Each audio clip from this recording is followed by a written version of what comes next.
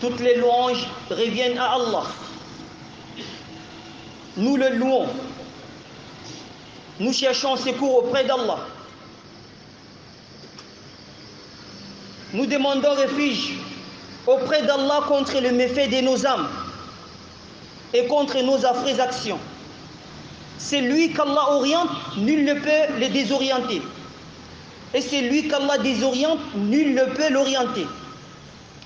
Je réaffirme avec certitude qu'il n'y a point de divinité digne d'être adorée si ce n'est qu'Allah l'unique sans associé. J'affirme également avec certitude que Muhammad, fils d'Abdullah, fils d'Abdul Muttalib, fils de Hashim, fils d'Abdul Manaf, est son serviteur et son messager. Le meilleur modèle dans la prière, dans le jeûne et dans le pèlerinage.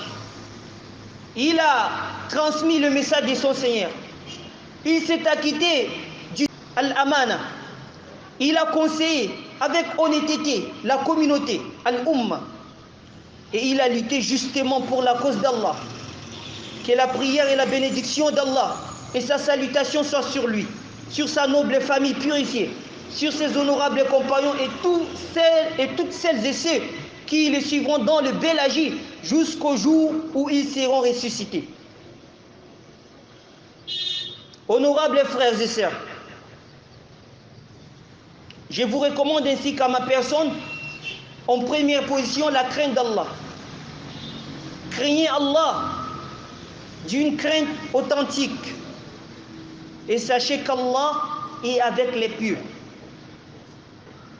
Ô vous qui êtes croyants, ô vous qui êtes croyants, Allah vous a honoré par cette appellation de la croyance pure. Craignez Allah comme il doit être craint et ne mourrez qu'en étant soumis entièrement à Allah, le Très-Haut. Ô vous qui êtes croyants, craignez Allah et parlez avec droiture, afin qu'Allah améliore vos actions, qu'il vous pardonne vos péchés. C'est lui qui obéit à Allah et à son messager a certes réussi. Très chers bien-aimés, aujourd'hui dans la communauté de l'islam, il y a une catastrophe qui a failli détruire toute la communauté dans son ensemble. Et il nous faut de l'intervention. L'intervention sur tous les domaines spirituels. L'intervention sur tous les domaines spirituels, physiques, financiers. Et ceci, le plus important, c'est l'intervention des hommes religieux, des hommes extra et ordinaires, de tout un chacun. Cette catastrophe, très chers bien-aimés, est bel et bien un comportement dévastateur causé par la haine, par la rancune, par le mépris, par le mensonge, par la médisance entre les musulmans. Et ce qui a détruit aujourd'hui les musulmans dans leur religion. Or, qu'à l'époque du messager d'Allah, que la prière et la bénédiction d'Allah soient sur lui, les sahaba, les compagnons, tous ceux qui étaient à son époque, vivaient dans l'harmonie. Les trésors nous a dit dans sa parole parfaite, Yas'alunaka anil anfal, il t'interroge au sujet du butin. À ce moment-là, certains compagnons avaient eu des conflits, des malentendus entre eux, et Allah a voulu trancher par ces versets. Il a dit, il t'interroge au sujet du butin. Dis-leur, ô toi Muhammad, que le butin appartienne à Allah et à son messager. Craignez Allah, obéissez à Allah et maintenez la concorde entre vous. Allah a demandé ici aux compagnons de maintenir cette liaison entre eux, cette liaison qui naît de la fraternité islamique. Allah a dit, si vous êtes croyants, au moment où la personne ici après avoir entendu ces versets glorieux et met en application ces versets, la personne entre immédiatement dans la catégorie des croyants. Et très cher bien-aimé, le fait de faire naître de l'amour entre les musulmans, ce n'est pas seulement en offrant des cadeaux, ce n'est pas seulement en souriant, ce n'est pas seulement en invitant les gens chez lui à la maison, en leur offrant à manger, etc. C'est bien cela. Là, ce qui est très important, c'est le suivi de l'enseignement du messager d'Allah dans son ensemble. Et le primo, dans un hadith authentique, le messager d'Allah a dit: par celui qui détient mon âme entre ses mains, vous n'entrerez jamais au paradis. C'est ces hadiths que nous les répétons. Et nous avons l'habitude de les répéter à plusieurs reprises pour qu'enfin les musulmans essayent de mettre en application ces hadiths. Il a dit: vous n'entrerez jamais au paradis. Vous n'entrerez jamais au paradis jusqu'à ce que vous croyez, jusqu'à ce que vous ayez de la crainte révérentielle d'Allah. Et nous avons défini ou synthétisé ici la définition de la crainte, c'est de mettre la barrière entre toi et le péché. L'obéissance à Allah. Et il a dit: vous n'entrerez jamais au paradis jusqu'à ce que vous croyez. Et vous ne croyez jamais jusqu'à ce que vous vous entre-aimez. Au moment où la personne ouvre sa bouche, il parle, il dit que moi j'ai la croyance, je crois en Allah, j'ai la crainte. Il faut qu'il sache qu'il doit aimer son frère. Car le prophète a dit: vous ne croyez jamais, vous n'aurez jamais la crainte jusqu'à ce que vous vous aimez entre vous. Et il nous a montré ou indiqué, autant pour moi, un remède très très spirituel, un remède très simple à mettre en application. Au moment où si nous mettons ce remède en application, Wallah, nous allons nous entre-aimer. Pour Allah. Il a dit: Afshu salama bainakum. Il a dit: partagez la salutation islamique entre vous. Saluez les uns et les autres. Essayez d'imaginer, d'analyser ces passages avec moi, très cher bien-aimé. Lorsque vous vous réveillez le matin et que vous rencontrez votre frère, Fillah, et que vous lui dites bonjour. Regardez, nous sommes en saison des pluies. Et vous savez le dégât dévastateur que la pluie cause. Peut-être il y a eu un dégât chez lui. Et que vous lui dites bonjour. Le jour est bon. Et c'est vraiment le jour était bon chez lui. Là, abadan.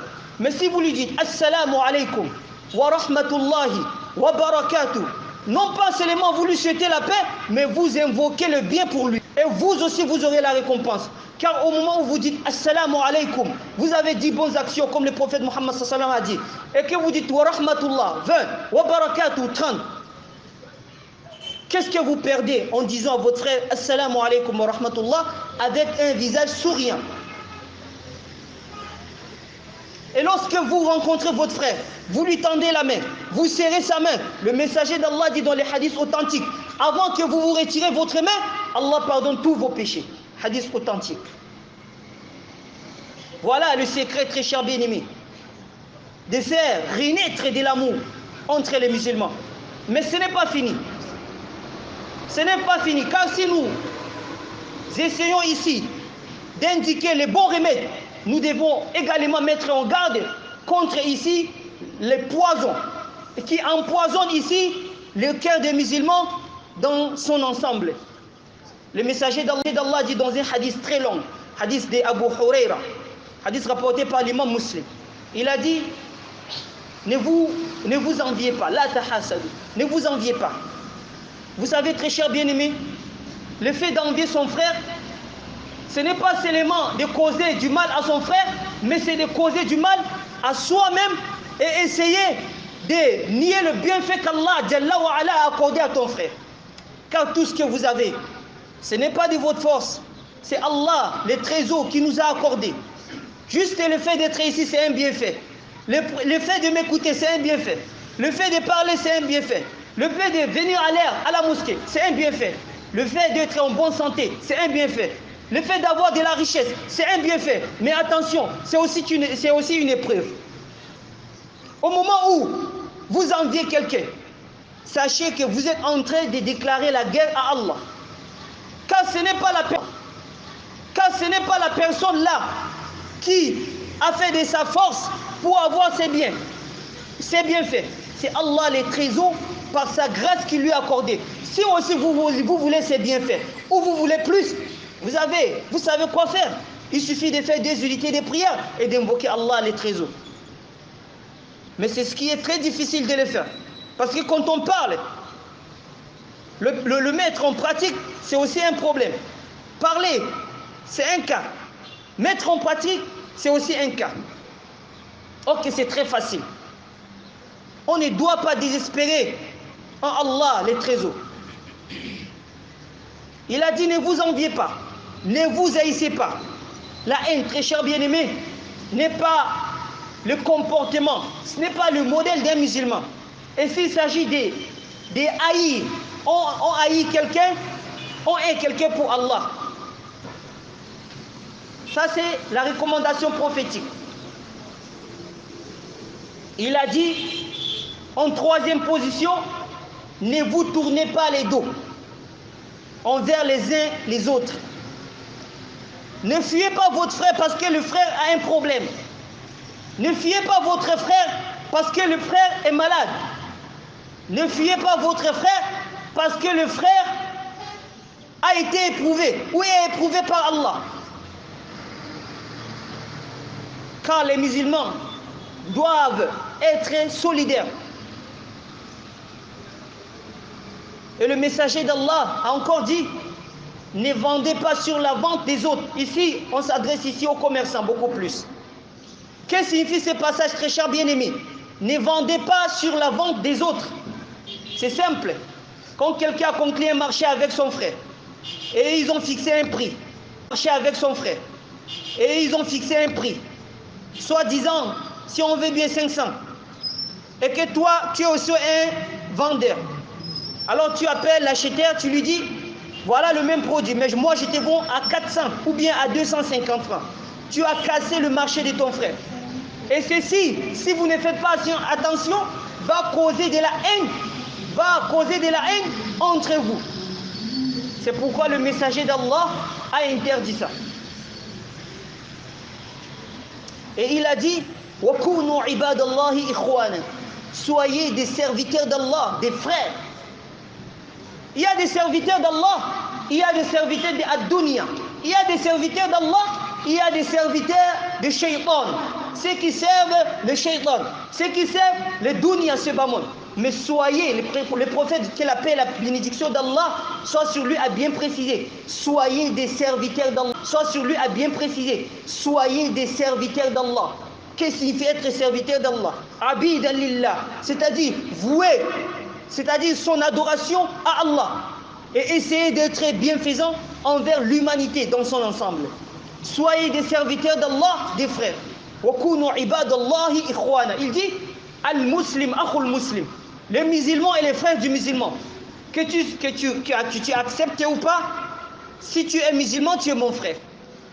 Je ne vois pas ton ethnie, ta tribu, la abadan, ta nationalité. Ce qui nous lie est plus fort que ce qui nous divise. Ce qui nous lie doit être plus fort que ce qui nous divise. Qu'est-ce qui nous lie? La fraternité islamique. Lorsque vous dites la ilaha illallah, il y a point de divinité digne d'être adoré, vous devenez notre frère. Et vous devenez notre frère plus important que le frère du sang, s'il n'applique pas les recommandations d'Allah. L'aimer. Aimer son frère pour Allah, c'est aimer quelqu'un que tu n'as jamais vu. C'est aimer quelqu'un que tu n'as jamais connu. C'est aimer quelqu'un qui t'a rien donné. C'est aimer quelqu'un parce qu'il partage une foi avec toi. C'est ça l'amour fillah. Et le messager d'Allah nous a bien avertis. Sibabul muslim, fusuq, wa qitaluhu kufr. Le fait d'insulter seulement ton frère musulman, c'est de la perversité. Et le fait de verser son sang, c'est de la mécréance. Essayons de méditer ces hadiths du messager d'Allah. Il n'a pas fini. Il a dit al-muslimu akhul muslim, la yadhlimuhu wa la yahqiruhu. Les musulmans et les frères du musulman, ils ne lui portent pas préjudice. Ils ne l'abandonnent pas. Combien de fois aujourd'hui en sachant que ceci est le tort. Combien ils abandonnent leurs frères. C'est pourquoi leur situation est toujours sur place. Parce qu'ils avaient abandonné la recommandation prophétique qui fera en sorte de lier les musulmans dans la fraternité islamique. Et ceci, très chers bien-aimés, faites cette remarque et vous allez constater, vous allez donner raison. Sortez de la mosquée un jour, ou allez essayer de marcher quelque part. Rencontrez un frère. Vous allez voir, ce frère évite de saluer son frère. Pourquoi?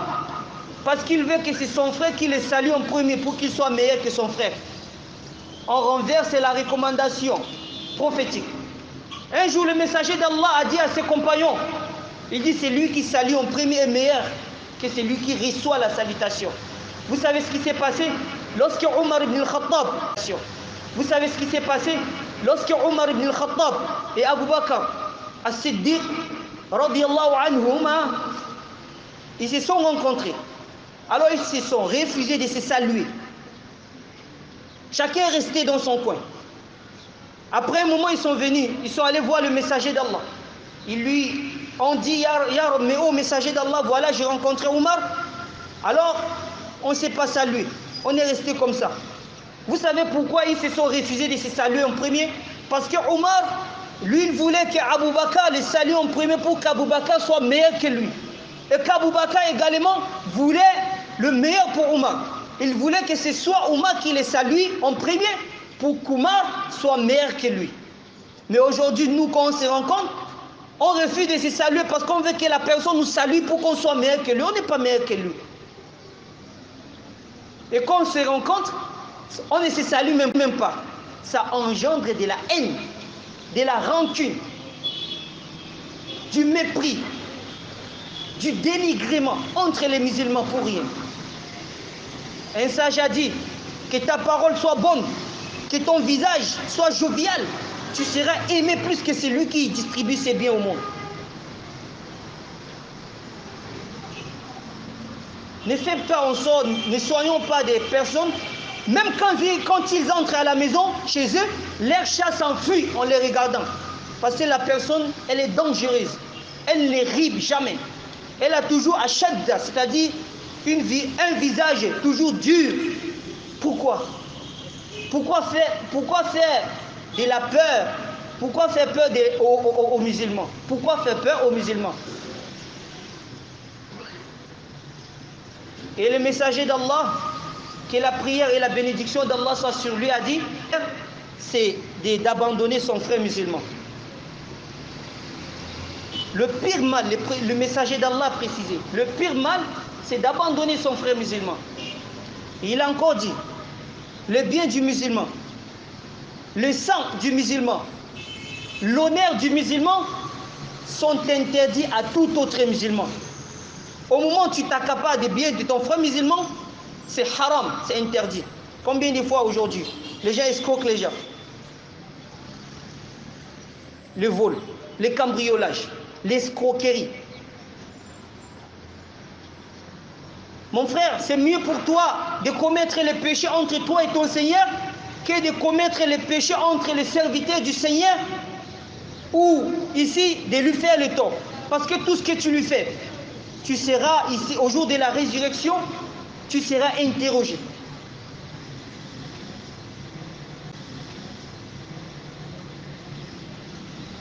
Les sangs du musulman sont interdits. Parlons de ce qui se passe un peu dans le monde entier. Au moment où on verse les sangs du musulman, sans aucune raison, sans aucun argument. Et pour en terminer, très chers bien-aimés, l'honneur du musulman. L'honneur du musulman. Le messager d'Allah a insisté. Combien de fois on bafoue l'honneur du musulman par le mensonge, par la médisance, par le commérage, par tout ce qui est négatif et contraire à la religion. Je n'oublie pas le hadith du messager d'Allah, il dit, tout celui qui, en disputant avec son frère, essaie de le dévoiler, discutant avec son frère, essaie de dévoiler son péché, de lui rappeler son passé, ne mourra pas sans commettre le même péché. Man ayyara akhahu bi dhanbin lam yamut hatta ya'malahu, c'est le hadith du messager d'Allah. C'est lui en disputant ici, dévoile le péché de son frère, dénigre son frère, bafoue l'honneur de son frère, méprise son frère. Le messager d'Allah dit: tu ne mourras pas sans commettre les mêmes péchés là. Il nous incombe, très chers bien-aimés, d'essayer de songer, de réfléchir à tout ce que nous avons dit et de mettre en application ce rappel. Nous implorons Allah de nous faire comprendre ici l'importance de ce rappel et de chasser de nos cœurs la rancune, la haine, la rancœur, le méposé du mal aux musulmans. Et je ne saurais terminer, très cher bien.